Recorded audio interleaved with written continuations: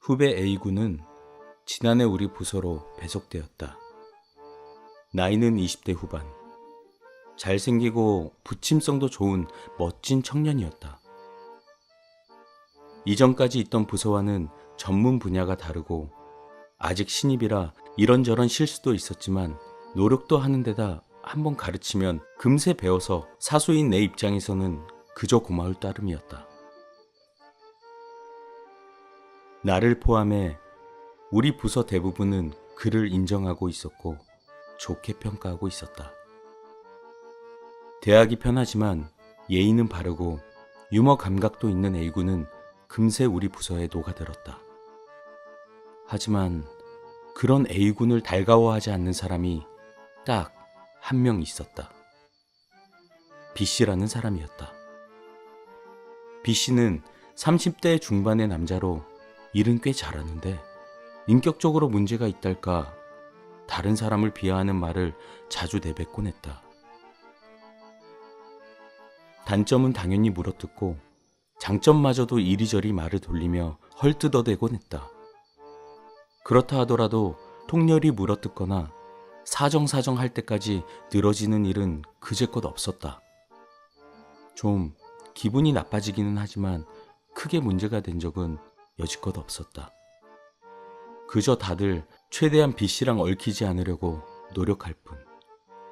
새로 들어온 A군에게 일을 가르치는 건 내 몫이었고 내가 의식적으로 피한 것도 있었기에 A군과 B씨의 접점은 거의 없었다. 지금 와서 생각해보면 아마 B씨는 그 무렵부터 A군을 좋지 않게 생각하고 있던 게 아닐까 싶다. 어느 날 A군이 자료를 만들고 있는데 거기 B씨가 다가가 A군이 일하는 걸 관찰하기 시작했다. 이윽고 시비를 걸어댔다. A군, 그 문장이 이상하지 않아? 그걸로 A군이 괜찮다고 하면 어쩔 수 없지만 이 형식은 보기 어려울 것 같은데. 프린트해서 나눠볼 사람들도 생각 좀 해보라고. 참. 어휘도 모자라잖아. 마침 화장실에 갔다 돌아오던 내가 그걸 목격했다. 나는 B씨에게 이건 초고인데다 내가 가르친 대로 하고 있다고 말해서 어떻게든 돌려보냈다. A군을 들들 볶을 생각에 내가 자리 비우기만을 기다렸다고 생각하니 무척이나 기분이 나빴다. 자존심 높은 B씨는 유능하고 호감을 사는 데다 미남인 A군을 질투한 것이다. 원래 예상은 하고 있었기에 일부러 서로 마주치지 않게 하려고 하던 건데 A군에게 괜찮냐고 묻자 네, 저는 괜찮습니다. 라며 곤란한 듯 웃었다. 그로부터 기묘한 일이 일어나기 시작했다. A군은 아무 문제 없이 일을 익혀 한 사람 몫을 해내고 있었다. 하지만 무슨 일인지 그와는 반대로 B씨의 작업 능률이 점차 떨어져 갔다.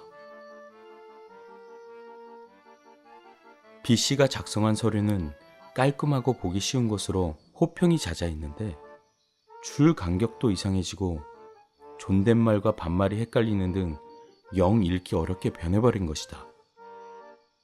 또 굳이 어려운 말을 골라 쓰곤 하던 B씨답지 않게 단어를 잘 떠올리지 못하는 일도 이어졌다. 그때는 뭔가 이상하다 싶으면서도 사람은 누구나 실수를 하는 법이라 여기고 그리 신경 쓰지 않았었다. 하지만 B씨의 상태는 전혀 좋아질 기미가 보이지 않았다. 그때부터 스트레스 때문인지 B씨의 성격은 점점 더 나빠지기 시작했다. 특히 A군에게 온갖 싫은 소리를 늘어놓았다.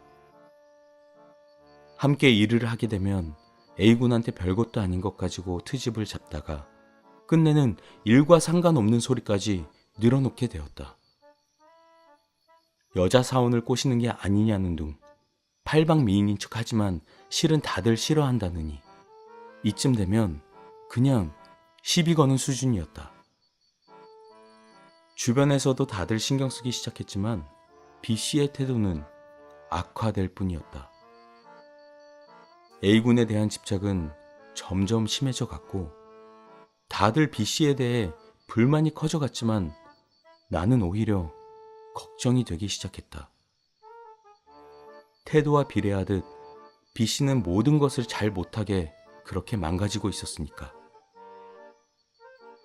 일은 양도 질도 심하게 능률이 떨어져 가고 줄담배를 피우는지 혈색도 나빠지고 살도 찌기 시작했다. 지금까지 B씨는 다른 사람들을 깔보긴 해도 자기 일은 제대로 하는 그런 사람이었던 데다 건강도 잘 챙겨왔건만. 그러던 어느 날 A군과 술을 한잔 하게 됐다. 일 끝나고 한잔 하지 않겠냐며 A군이 먼저 말을 걸어온 것이었다. A군과 둘이서 술을 마시는 게 처음은 아니었지만 영 분위기가 좋아 보이지는 않아서 뭔가 상담할 거리가 있겠거니 싶었다. 그래서 나는 평소보다 좀 좋은 술집에 A군을 데려갔다. 그렇게 개인실에서 천천히 마시다가 A군이 어렵게 입을 열었다. 생각한 대로 B씨에 관한 이야기였다. 하지만 A군이 말하기 시작한 것은 내가 예상한 것과는 좀 다른 이야기였다. 저 특이 체질이라고 해야 하나.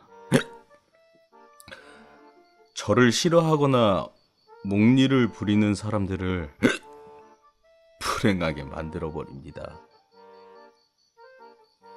순간 무슨 거짓말을 하려는가 싶기도 하고 제정신인가 싶기도 했다. 하지만 A군은 말을 이어갔다. 그의 말에 따르면 지금까지 A군을 괴롭히거나 A군에게 해를 끼친 사람들은 모두 불행하게 된다는 것이었다. 예컨대 A군을 따돌리려던 사람은 오히려 자신이 따돌려지게 되고 다리를 걸어 넘어뜨리려던 아이는 다리가 부러졌단다. 그 정도면 우연의 일치일 수도 있다. 하지만 그 정도로 끝날 일이 아니라고 A군은 말을 이었다. 그의 말에 따르면 그 사람이 A군에게 끼치려고 한 위해를 스스로 그대로 돌려받게 된다는 것이었다. 몇 가지 예를 들었는데 개중 가장 심한 것은 중학교 시절 이야기였다. 중학교 시절 A군에게는 아주 똑똑한 동창생이 있었단다. 하지만 그 아이는 유독 수학에서만큼은 A군을 이기지 못해서 그게 콤플렉스였다. 그리고 어느 날 A군의 수학 노트와 교과서를 훔쳐서 태워버렸단다. 하지만 못내 양심에 걸렸던지 다음날 A군이 수학 교과서를 찾는 걸 보고 울면서 사과했다는 것이다. A군은 어차피 새로 살 생각이었기에 가볍게 용서해줬다고 한다. 그러나 그날 교과서와 노트를 태웠던 아이의 집이 전소했다. 가스불 끄는 걸 깜빡했다던가. 불행 중 다행으로 죽은 사람은 없었지만 A군은 그때부터 자신의 능력을 알아차렸다고 한다. A군의 뜻과는 상관없이 발동하기 때문에 설령 A군이 소중하게 여기는 사람이나 가족이라도 같은 처지에 놓을 수 있다는 것을 말이다. 불제도 자주 받았지만 효과는 전혀 없었고 원인 자체가 알 수 없었다. 그래서 A군은 열심히 공부하는 한편 다른 사람들에게 미움받지 않고 불쾌감을 주지 않도록 어떻게든 노력해왔다는 것이다. 그럼에도 불구하고 B씨같이 아무래도 어울리기 힘든 사람은 어디에나 있기 마련이다. A군은 아직 부모님한테 말한 적 없는 이야기라며 내게 처음 털어놓았다고 말을 이어갔다. 사실일까 싶으면서도 나는 A군에게 B씨 일은 내가 알아서 잘 해보겠다고 다독였다. 특수 능력이라니 만화 같아서 멋있잖아. 힘내. 라며 울상짓고 있는 A군을 억지로 달래 겨우 웃는 얼굴로 돌려보냈다. 하지만 나는 오컬트나 초능력 같은 건 믿지 않는 사람이다. 그렇지만 B씨가 A군을 괴롭히는 건 어떻게든 말려야겠다 싶었다. 다음 날 출근하고 나서도 B씨는 A군에게 다가왔다. 마치 할 일이라고는 그것밖에 없는 것처럼 A군의 일거수일투족에 전부 반응을 보였다. 나는 전날 들은 이야기도 있고 해서 평소보다 더 가까이서 두 사람을 지켜봤다. 어쩔 수 없는 일이지만 다들 A군 편에 서고 B씨를 배관시하고 있었다. 지금까지는 주변에서 약간 꺼려해도 오히려 비웃던 B씨였지만 이 지경이 되니 역시 동료들의 눈초리에 기가 죽은 듯 했다.